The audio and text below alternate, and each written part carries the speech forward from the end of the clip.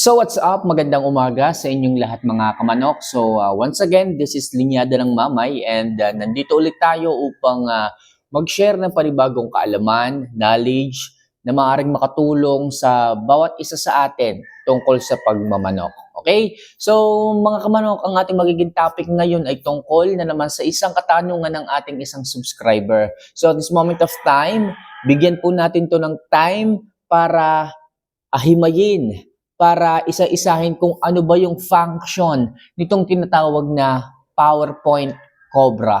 So merong nagtanong sa akin na, Idol, pwede bang next video, next topic, gawan mo naman ng content itong tinatawag na PowerPoint Cobra, ano ba ang benepisyo nito, paano ba ito i-apply, paano ba ito i-administer, paano ba ito ibigay, ano yung maaaring magagandang bagay na makuha ng ating mga alaga sa pagbibigay nitong tinatawag na PowerPoint Cobra. Siyempre mga kamanok, wala akong magagawa. Kayo yung nagtanong sa akin Kaya obligasyon ko po na hanapan ng sagot yan. Obligasyon ko po na explain at ipaliwanag sa inyo ng maayos yung mga bagay na yan. Pero sa totoo lang mga kamanok, hindi ko pa po nasusubukan yan. Hindi ko pa po natatryan sa ating mga alaga at excited ako ngayon na malaman ang bawat detalye sa likod ng tinatawag na PowerPoint Cobra. Ito po ay gawa ni Mad Science, mga kamanok, base sa aking nalimi, base sa aking research, ito ay gawa ni Mad Science. Pero bago natin ito pag-usapan, bago ko i-share sa inyo ang kumpletong detalye ng produktong ito, isa lang palagi ang hinihiling ko. If ever na nanonood ka ng mga videos ko, if ever na paulit-ulit o pabalik-balik ka na dito sa channel natin, huwag mo naman sana kalimutan, wala naman po itong bayad. Huwag mo kalimutan na mag-subscribe, mag-like, at syempre mag-comment na rin. Kung meron kang katanungan na gumugulo sa isipan mo tungkol sa pagmamanok, ilagay mo na yan sa comment section at pag-usapan natin. Mas nakaka-excite yan habang pinag-uusapan natin dito. So mga kamanok, kung nagawa nyo na po yung mga bagay na yan, simulan na po natin ang topic ngayong umagang ito. So ano nga ba yung tinatawag na PowerPoint Cobra? So mga kamanok, isinulat ko po dito ang lahat ng detalye na aking nakalap para maibigay sa inyo. So ito pong si PowerPoint Cobra, siya po pala ay isang soft gel capsule. Pag sinabing soft gel capsule, siya po ay kapsula na malambot, jelly siya. Okay? May laman siya na liquid sa loob. Okay, so ganito po pala yung itsura niya. So para saan nga ba yan, Idol? So siya po ay may tatlong sangkap. Napansin ko meron siyang tatlong sangkap na pina-priority. Nandito na si dextrose, okay, dextrose, taurine, and vitamin B complex. Ano ba ang meron sa tatlong ito? Ano ba yung meron sa tatlong ito kung bakit nabubuo nila si PowerPoint Cobra? Unahin natin si dextrose. Pag sinabing dextrose mga kamanok, from itself, dextrose. So nagbibigay siya ng rehydration sa manok. Ibig sabihin, nare-rehydrate yung manok. Ibig sabihin, hindi siya kinukulang ng moisture. Sapat na sapat lamang. Kumpara doon sa mga manok na nadidehydrate, laging hinihingal, laging nai-stress, parang laging pagod na pagod ka agad. Pero kung mayaman sa dextrose supplement ang alaga mo dahil dito kay PowerPoint Cobra, malamang sa malamang, hindi ka agad siya nai-stress, hindi ka agad-agad siya hinihingal or hinahapo. Okay? Ito rin si dextrose po, siya po yung carbohydrates na nakapagbibigay sa ating mga alaga ng quick energy. Ibig sabihin, pinuprovide niya yung energy sa pinakamabilis na paraan. Okay? So yan po ang kayang ibigay ni dextrose sa katawan ng ating mga alaga to rehydrate their body. Ito naman si taurine. Ito yung pangalawang sangkap, taurine. Anong ibig sabihin po nito?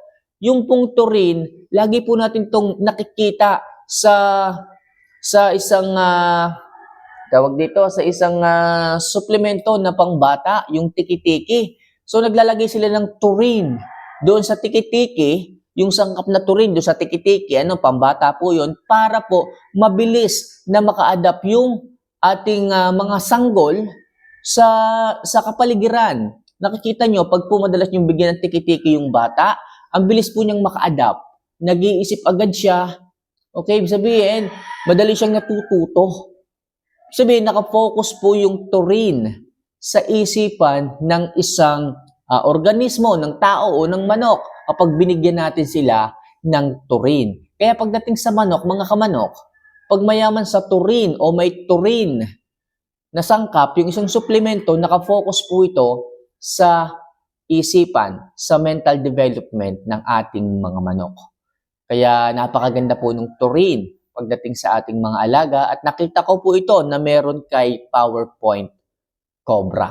And last, meron siyang sangkap na B-complex. At ano po si B-complex mga kamanok? Ang B-complex po mga kamanok, siya po ay tumutulong sa metabolism. Kamanok, ano yung metabolism? Sa magandang digestion, sa magandang panunaw ng ating mga alaga.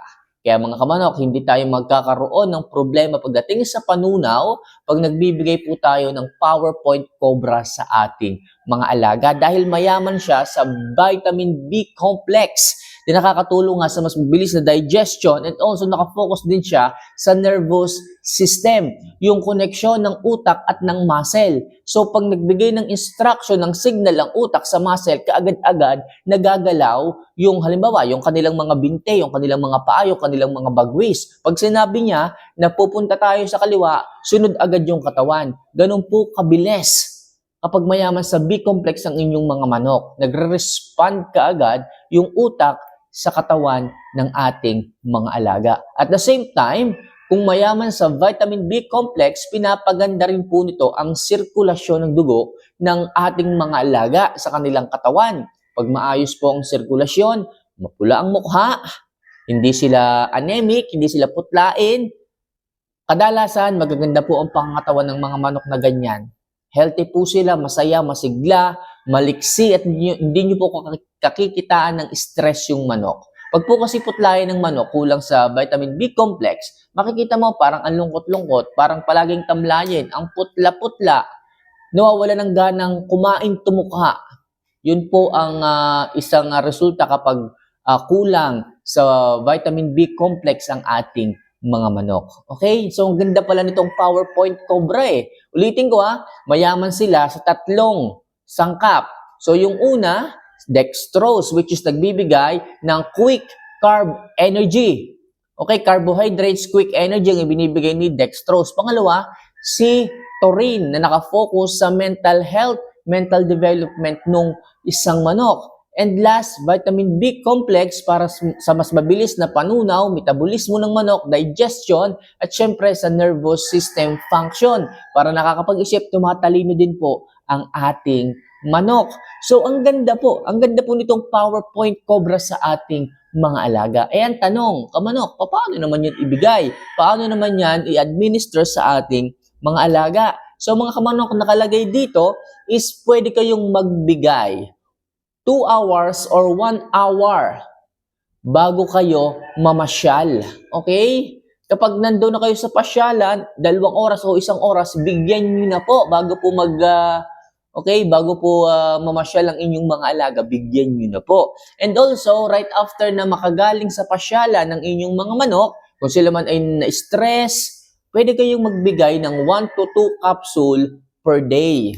Okay? So, para po mas mabilis ang recovery ng inyong mga alaga galing sa pamamasyal, syempre, hindi naman natin masasabi, sa inyong pamamasyal, nakaka-stress din po. Yung pagbiyahe ninyo, pagbalik ninyo dito, syempre, nakaka-stress yun. Pwede kayo magbigay ng 1 to 2 soft gel capsule sa inyong mga manok for fast recovery ng mga manok po ninyo. Sa madaling sabi, si PowerPoint Cobra is napakaganda sa ating mga alaga dahil kumpleto na po, halos kumpleto na po siya sa vitamins and minerals na kailangan ng ating mga alaga. Okay? So mga kamanok, sana kahit paano makatulong po itong si PowerPoint Cobra sa ating pag-aalaga, sa ating pagmamanok, especially sa mga newbie, sa mga baguhan at sa mga nagtatanong about dito. So mga kamanok, bago ko po tapusin to, isa lang palagi sinasabi ko sa inyo kung may mga katanungan kayo dyan sa inyong isipan, sa inyong pagmamanok, huwag kayong mag-atubili na ilagay yan sa comment section. Pag-usapan natin yan at ako ang bahalang maghanap ng kasagutan sa bawat katanungan na inyong itatanong sa akin. Ano? So, paano mga kamanok? Maraming salamat sa pagtapos ng video. Kung tinapos mo to, mag-comment ka naman dyan. Shoutout kita next video. And hanggang dito na lang muna tayo mga kamanok. See you for our next vlog. Mahal ko po kayo. Paalam.